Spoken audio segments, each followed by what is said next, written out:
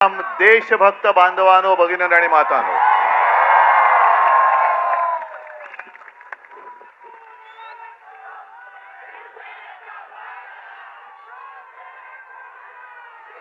आता एक पोस्टर काहीतरी होतं. नाही नाही, हे धर्मेंद्र प्रधान राजीनामा द्या. ही एकदम क्षुल्लक गोष्ट आहे. नाही, हे पण एकदम क्षुल्लक आहे. हा लढा आता जे सरकार आपल्याला रोजीरोटी देऊ शकत नाही, रोजगार देत नाही, शिक्षण देत नाही, उत्तर देत नाही, हे सरकार बदलण्याचा हा लढा आता सुरू झाला पाहिजे. आम्हाला धर्मेंद्र प्रधान नकोय, आता हे सरकार नकोय. आणि मी नेतृत्व करायला आलेलो नाही, तुम्ही सर्वांनी आता नेते व्हा सांगण्यासाठी आलेलो आहे.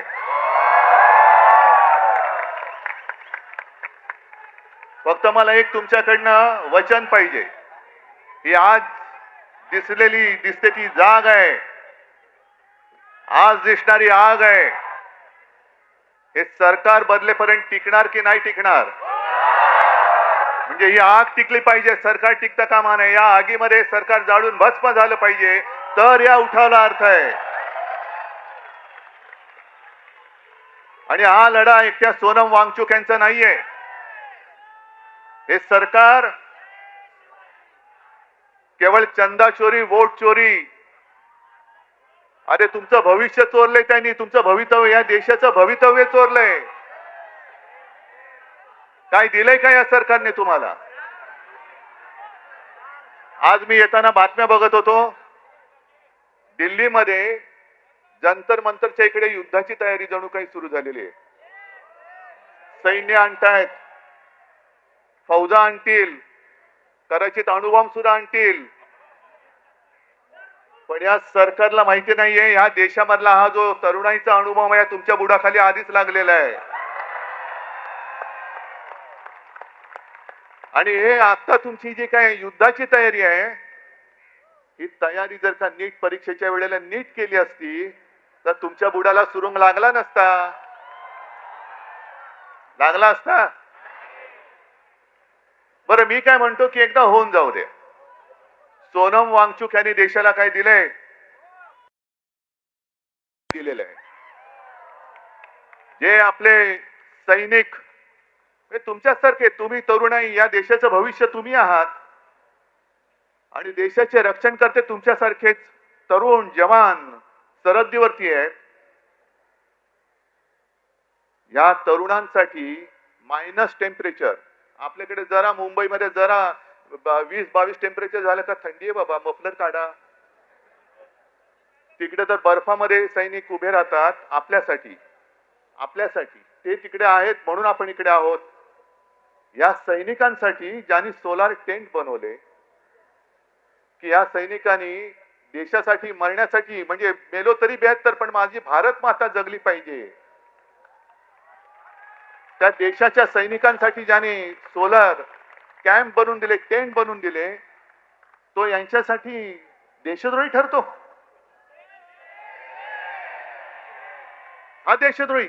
तिथलं पाण्याची टंचाई लक्षात घेऊन ज्यांनी आईस फाउंटन तयार केले, असा हा पर्यावरणवादी, असा हा शास्त्रज्ञ,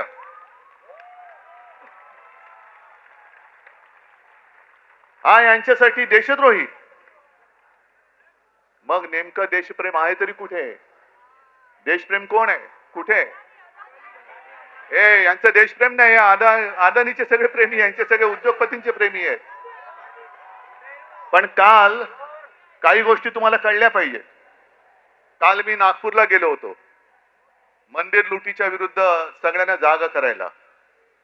आणि नागपूरमध्ये गेल्यानंतर साहजिकच आहे, कोणाचं केंद्र आहे तिकडे? राष्ट्र संघ. म्हणजे बघा गंमत कशी आहे की या संघाने या कालच्या मे महिन्यामध्ये एक स्टेटमेंट दिले त्यांच्या त्या होसबळेनी, की पाकिस्तान बरोबर चर्चा केली पाहिजे. पाकिस्तान बरोबर, जो पाकिस्तान आपल्या देशात आतंकवादी घुसवतोय, बॉम्बस्फोट करतोय, सगळं काही करतोय, अतिरेकी हल्ले करतोय, त्याच्याबरोबर चर्चेचे दरवाजे खुले ठेवले पाहिजेत. आणि मोहन भागवतना विचारले तर मोहन भागवत म्हणतात की होय बरोबर आहे, हम हिटलर जैसे नहीं है. अहो भागवत साहेब, हे हम हिटलर जैसे नाहीये तुमच्या मोदींना सांगा. आणि पाकिस्तान बरोबर चर्चेची तयारी आहे, मग वांगचूक बरोबर का नाही करत?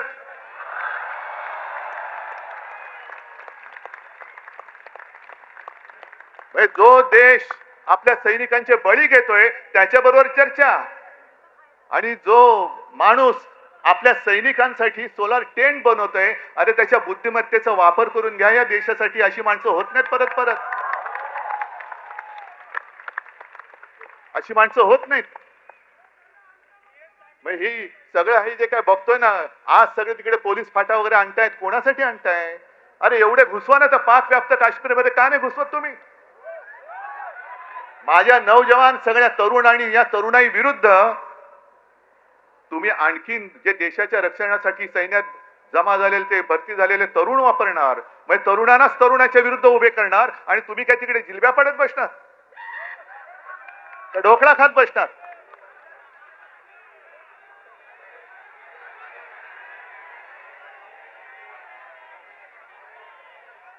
आता काही जण मला विचारतात,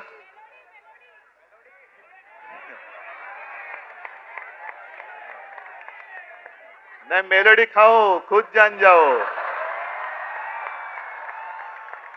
तो फिर मुझे बात करने की क्या बात है? आप जाओ उधर कोने पे मेलोडी ले लो और सब खुद जान जाओ, जो भी जानना है जान लो, समझ जाओ. मैं तिकडे चॉकलेटच्या गोळ्या आणि आमच्या तरुणांना बंदुकीच्या गोळ्या. नाही हे सरकार, म्हणून मी म्हंटल ना, आहोत ना आम्ही हिंदुत्ववादी आहोतच, पण कट्टर देशाभिमानी हिंदू आहोत. धर्माच्या आधारावरती केवळ शेंडी जानवाचं हिंदुत्ववाले आम्ही हिंदू नाही आहोत, आम्ही देशभक्त हिंदू आहोत. आणि म्हणून मी काल मोहन भागवतनं जे विचारलं की आज जे काही देशात चालू आहे हेच तुमच्या कल्पनेतल्या हिंदू राष्ट्रामध्ये बसतंय का? हे तुमचं हिंदू राष्ट्र आहे? हे हिंदू राष्ट्र आम्हाला अपेक्षित नाही. आमच्या हिंदू राष्ट्रामध्ये देशभक्ती ही महत्वाची आहे. मग तो कोणत्याही जातीपाती धर्माचा असू दे, जो या देशावरती प्रेम करतो तो आमचा आहे.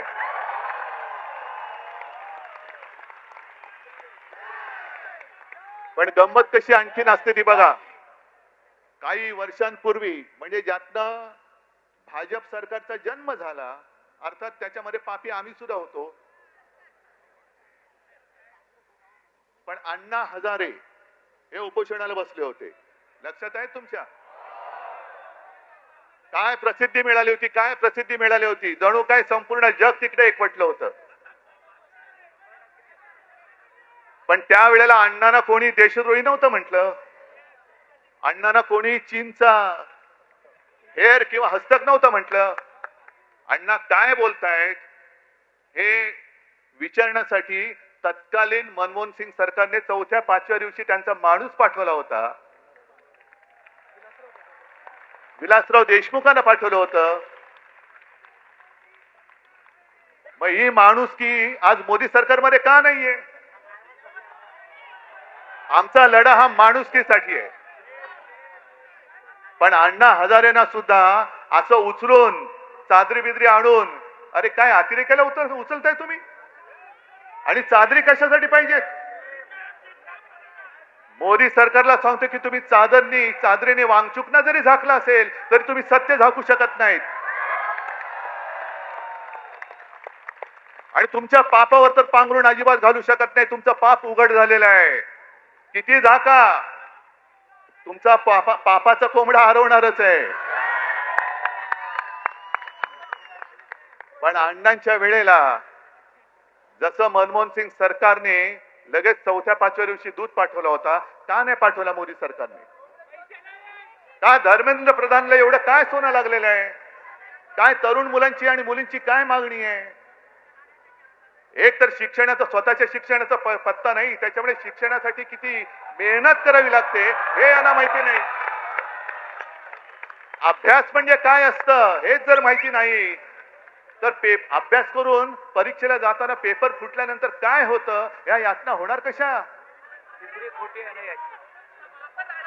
नाही, आता डिग्री खरी का खोटी हा सुद्धा प्रश्न आहे.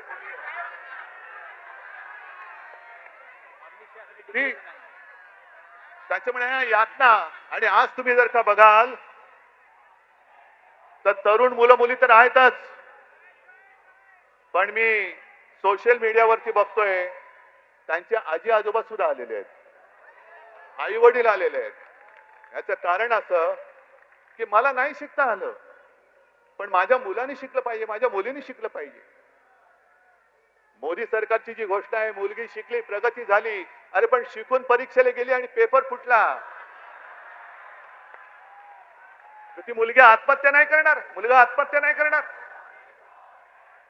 मग एवढ्या मुलाने आत्महत्या केल्या तरी एक धर्मेंद्र प्रधान तुम्ही डोक्यावर घेऊन नाचताय. मग धर्मेंद्र प्रधानला असं काय सोनं लागलेलं आहे? बरं, अण्णा हजारेंचा एक विषय झालाच, पण या घराणेशाही बद्दल आणखीन एक सांगतो. आज सोनम वांगचूक उपोषणाला बसलेत तिकडे, पण सोनम वांगचूक यांचे वडील सुद्धा, त्यांनी सुद्धा उपोषण केलं होतं. माहितीये तुम्हाला किती जणांना? कोण गेलं होतं त्यांच्याकडे बोलायला? म्हणजे भाजपच्या लेखी हुकुमशाह असलेल्या इंदिरा गांधी सोनम वांगचूक यांच्या वडिलांना भेटायला लडाखला गेल्या होत्या, तरी हे तिकडे दिल्लीत राहून दिल्लीतल्या दिल्लीत भेटायला न जाणारे मोदी आणि शहा हे लोकशाही आणि इंदिरा गांधी हुकुमशाह.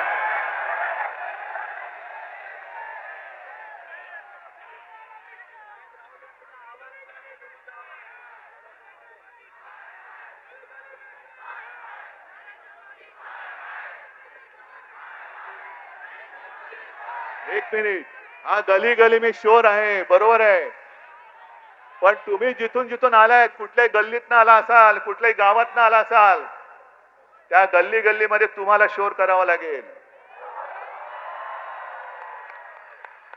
तुम्हाला आवाज उठवावा लागेल. मला जे प्रश्न विचारत होते त्यांना मी हेच सांगतोय की तुम्ही दिल्लीला जाणार का? ओ, वेळ येईल तेव्हा मी नक्की जाईन, पण मी एकटा गेलो असतो तर फरक नसता पडला. आज हे सगळे एवढे जण इकडे जमलेत, अख्खा महाराष्ट्र आज तिकडे उभा आहे.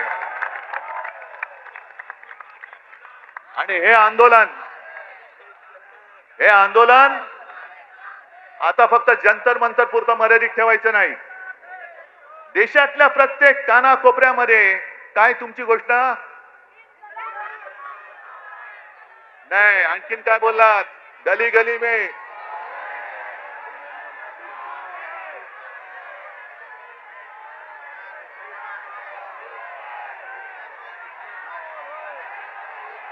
बरं, आणखीन एक गोष्ट, इकडे महिला आलेल्या आहेत, इकडे बऱ्याचशा महिला आहेत. महिलांनी मला पटकन सांगायचं, आपल्या घरात जरा थांबा नाही, आपण साधारणतः आपण साधी माणसं आहोत. आपल्या घरामध्ये साधारणतः असं मानलं जातं की साधी महिला ही झुरळाला घाबरते ना. अरे इकडे आमचं पंतप्रधान घाबरतो, अख्खं सरकार घाबरतं. जगातला सगळ्यात मोठा पक्ष ज्यांनी भाड्याने माणसं घेतलेत, हे भाडकं वाचलं की असं होतं, भाड्याने म्हणजे माणसं चोरून पक्ष वाढवला ना की असा पक्ष झुरळाला घाबरतो. आता कळलं मला की हा पक्ष झुरळाला का घाबरतो. हे सत्ताधारी झुरळाला का घाबरतात? कारण यांच्याकडे स्वतःची माणसं नाही आहेत, सगळी भाडकाऊ आहेत, चोरून आणलेली गद्दार आहेत.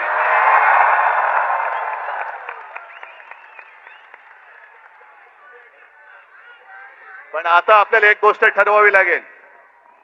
माझं या शिवतीर्थावरून मोदी सरकारला आव्हान आहे, की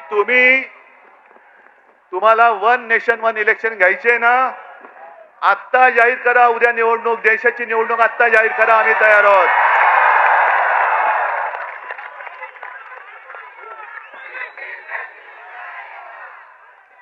नेशन म्हणजे काय असतं, राष्ट्र म्हणजे काय असतं, या राष्ट्राची ताकद या माजलेल्या सत्ताधाऱ्यांना दाखवून देण्याची आता वेळ आली आणि संधी आलेली आहे. काय असतं नेशन म्हणजे काय असतं, राष्ट्र म्हणजे काय असतं. तुम्ही या माझ्या तरुणांना जे उद्या देशाचं भविष्य आहेत त्यांना कॉक्रोच म्हणता, पण आज तुम्ही बेशरमपणे तिकडे गादीवरती बसलायत. जर आपल्याला स्वातंत्र्य मिळालं नसतं तर त्यांची बुडं टेकायला ह्या गाद्या मिळाल्या नसत्या. जे क्रांतिकारक फासावर गेले, काय वय होती त्यांची. सुखदेव, राजगुरू, भगतसिंग, किती किती नावं घ्यायची. चापेकर बंधू सगळे याच वयातले होते, याच वयातले. ज्यांना आज आपण जेन झी म्हणतो, ती काय झुरळं होती. तुम्हाला काय झुरळामुळे स्वातंत्र्य मिळालंय. जर आपल्या स्वतःच्या प्राणाची पर्वा न करता, घराची कुटुंबाची पर्वा न करता तेव्हाची तरुण मुलं यांनी जर का देशाच्या स्वातंत्र्यासाठी बलिदान केलं नसतं तर आज आपल्याला स्वातंत्र्य बघायला मिळालं नसतं. मग स्वातंत्र्यासाठी ज्यांनी स्वातंत्र्यासाठी बलिदान केलं ते स्वातंत्र्य आपण टिकवू शकतो आहोत की नाही, ते टिकवणं आपलं काम आहे की नाही, आपलं कर्तव्य आहे की नाही. आणि जे आपल्याला झुरळ म्हणतायत, होय मी सुद्धा झुरळ आहे. कोणी एकेकाळी मी सुद्धा याच वयात होतो. जर तुम्ही तरुण मुलांना झुरळ बोलत असाल तर झुरळांचे आई वडील सुद्धा झुरळच आहेत. हा देश काय झुरळांचा देश आहे. आपण आता ठरवलं पाहिजे की जो आपल्याला झुरळ म्हणतोय, जो आपल्याला न्याय हक्क नाकारतो आहे, या सगळ्या सत्तेला चिकटलेल्या गोचिडी आहेत. गोचिडी, मी आज त्या सत्तेला चिकटलेल्या ना गोचिडी म्हणतोय. जे सत्तेला चिकटून राहिलेत आणि लोकशाहीचं रक्त पितायत,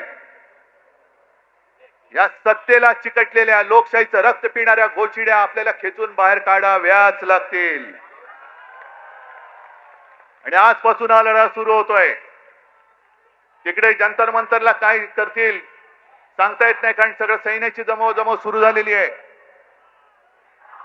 इंग्रजांनी सुद्धा असंच 100-150 वर्ष राज्य केलं होतं.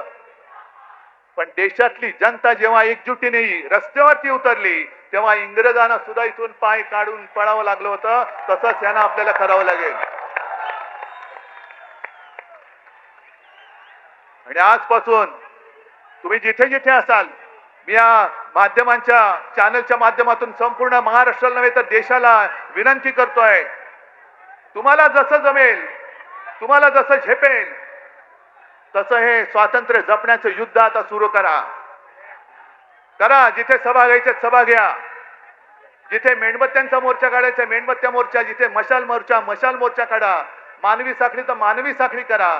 पण जिथे जातील तिकडे सगळ्यांना कळलं पाहिजे की आता अब देश इन लोगों की बात मानने वाला नहीं है.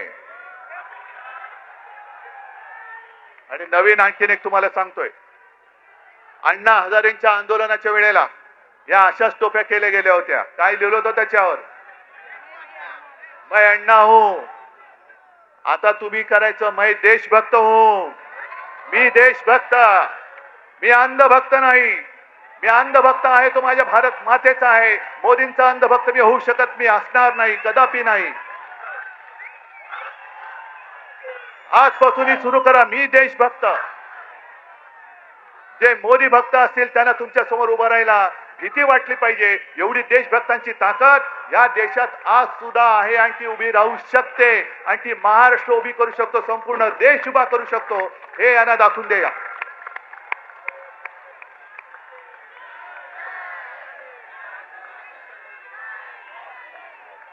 आज तुम्ही एवढ्या मोठ्या संख्येने आलेला आहात. मी म्हणतोय ठिणगी आहे,